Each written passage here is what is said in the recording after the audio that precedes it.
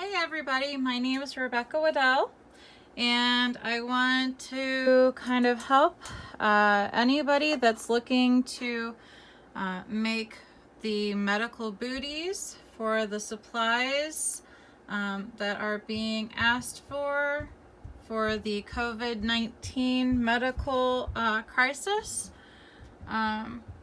So I am going to real fast show you. Sorry. This is the formula that I found out that is the best for making these. I'm going to be showing you the medium size. I cut a rectangle 14 by 15 inches, and then on the 14 side you fold that into half, which is what I did here. And actually I'm going to, let's see here, I'm going to try to figure out how to get, okay, my phone will stay there. Okay, so I'm going to fold this on its right sides together, and I know just know that I am not an expert seamstress here.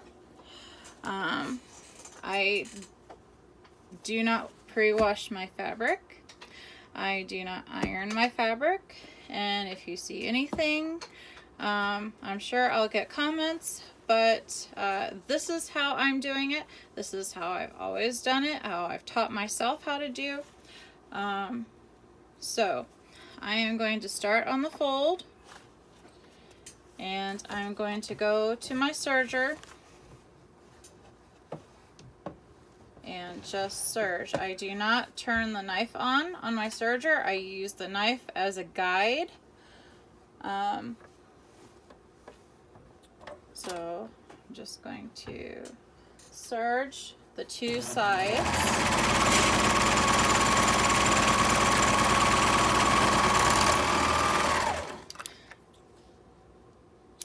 Cut that. I always do that before I cut. And I'm going to do the other side. Line up. I don't usually use pins. I know my mom would probably just be cringing right now, but I do not use pins. In this pandemic,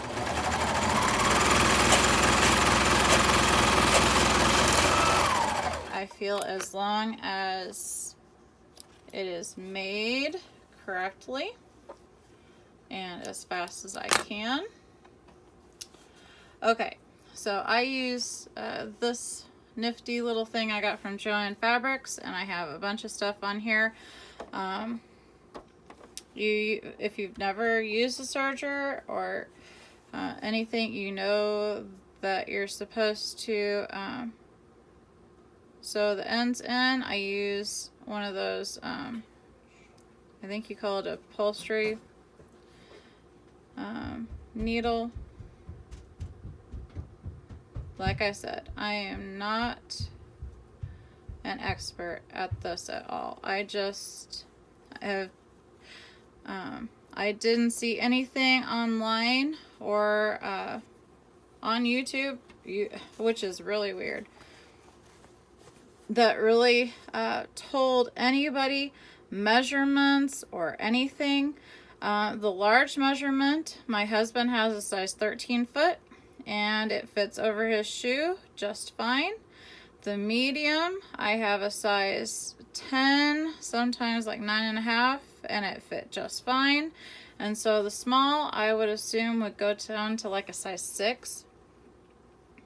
And you see, okay, you see that I only did the bottom corners because I'm going to finish this. I'm going to open it up and serge along the edge here real fast, and I'm going to put these ends in so they'll be serged along with everything else.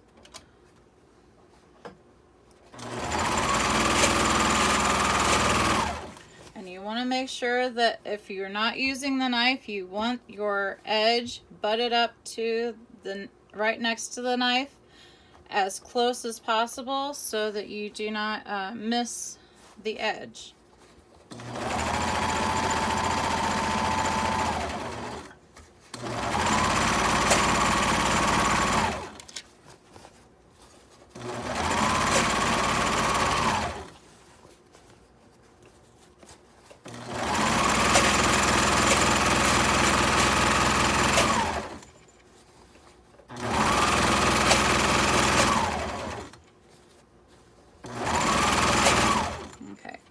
Stop right before and cut off this, not all of it. I leave about an inch so that it gets sewn into it, so I don't have to put two ends to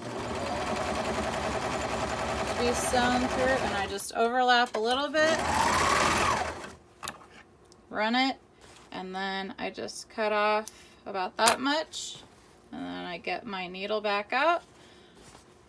And real fast, I just kind of start right where it's at, go through the threads, and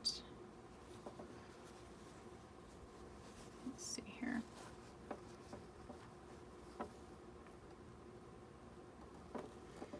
It's hard to, I hope you guys are seeing everything. And I just whip it through right there. Stick that back in, and I am done with the serging. That is super fast, and so I just kind of push my finger into the corners, get that turned right side out. The reason I don't wash this stuff beforehand, I honestly can't stand the fraying that goes on. And then you have a frayed mess unless you serge everything before you wash it, blah, blah, blah. I know. I'm not a professional. I'm just trying to show you guys what I came up with. Okay, so we're going to take this and my scissors. I'm going to turn this off so my kids don't come over here. And I'm going to bring my water since that was really good. Really good at helping hold this. Okay. Now, for my sewing machine, real fast, I'm going to show you. I have a Singer Futura. These are the settings that I have it on. I have it on number 7, zigzag, and then I have it on the 5 and the 3. And like I said, I keep saying I am not an expert, so I know that it's width and length of stitch, but other than that, so I'm going to get these out of the way. Okay, so first things first. In my instructions, I do say to serge the ends, which I totally forgot. So that means now I need to put these ends together. I did let this elastic is 18 inches, so it gives me a little bit of play. So I'm gonna go ahead and just, okay. I'm gonna just snip this off. And there we go.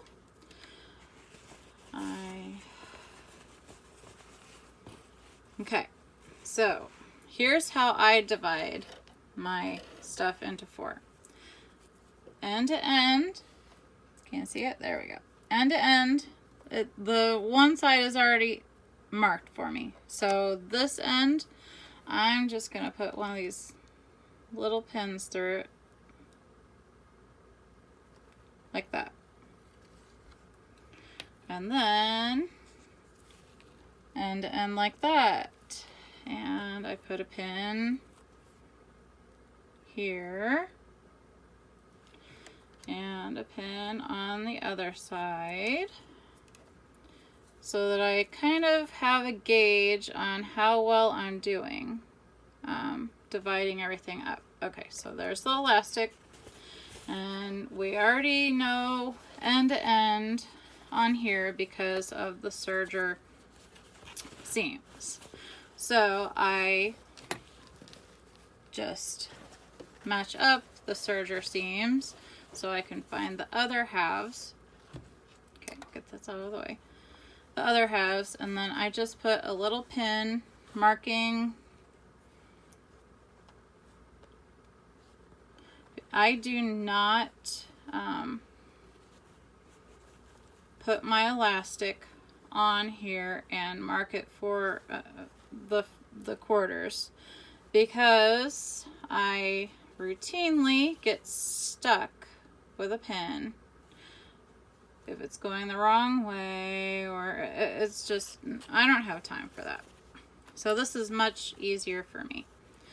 And so we're going to just start. I'm going to actually start this. I don't know, can you see it? Nope. Okay. Again, I don't use pins, so I just eyeball it. And this is what I'm going to do. I'm going to zigzag right on to here. And I leave that little bit of fabric, hopefully. Sometimes it's a little more, sometimes it's a little less, but you know what? We are doing this for a pandemic, and I am trying my best to do this as fast as possible.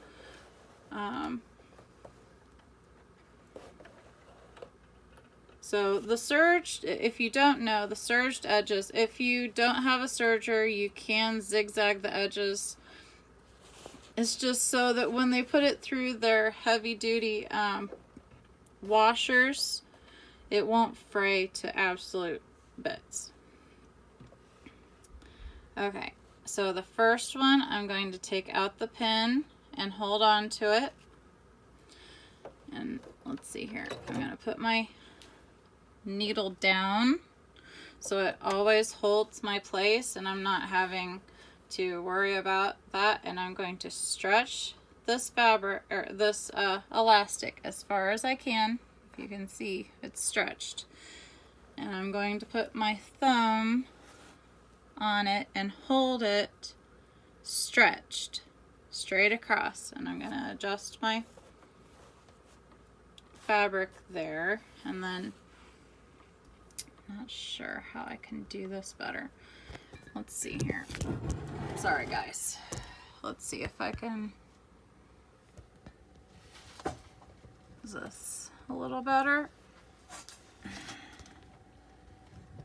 I know this isn't ideal, but I'm just trying to get the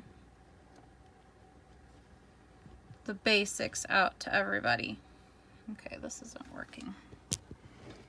Maybe if I do this. My phone does not want to stand up on this. Okay, sorry guys. Maybe. Aha. There we go. Maybe. I know. Sorry guys. This is...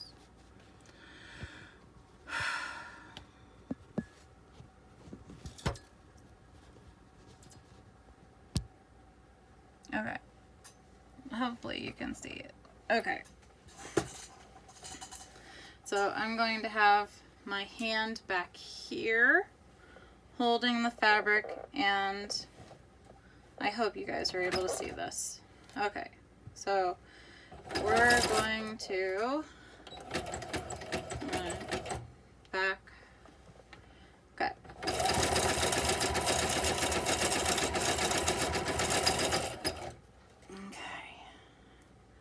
Just every, I don't know, seconds, readjust, and get the pins out. Uh-oh, see, this is one of the reasons I keep the needle down so I don't have to worry about having to stop it, lift the foot, and then lose all of my tension that I had going on. Okay, so back down.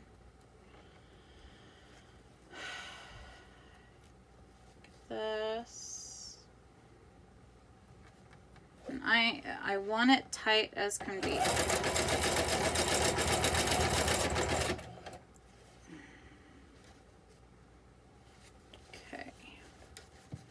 Just keep going around and around and around until, okay, I'm going to pull that pin out so I don't stick myself. Pull that as tight as can be, and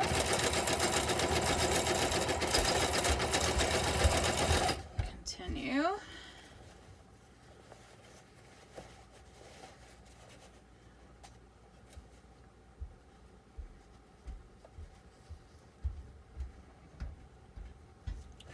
I feel the tighter the better. I did mess around with various lengths of elastic before this, and the 3 inches over the amount of fabric, one-sided fabric was the best.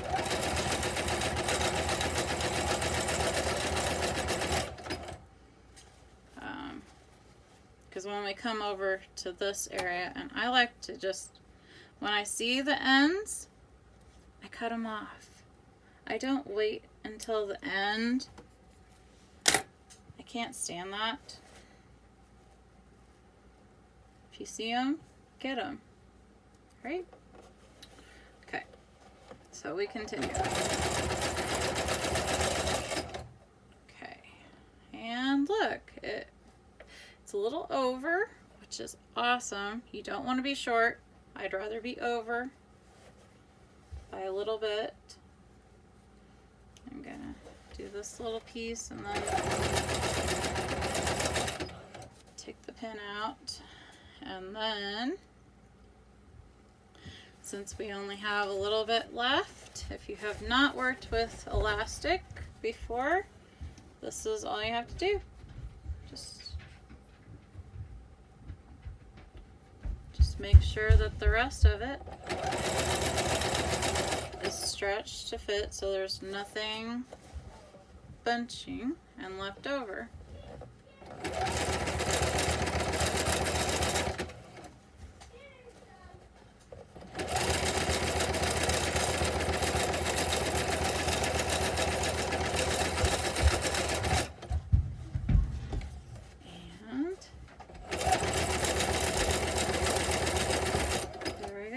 We came to the end, finish it off, pick the thing up, the needle, get rid of your ends, carefully, don't cut, and there you go. Awesome, all done, ready to give to any medical professional.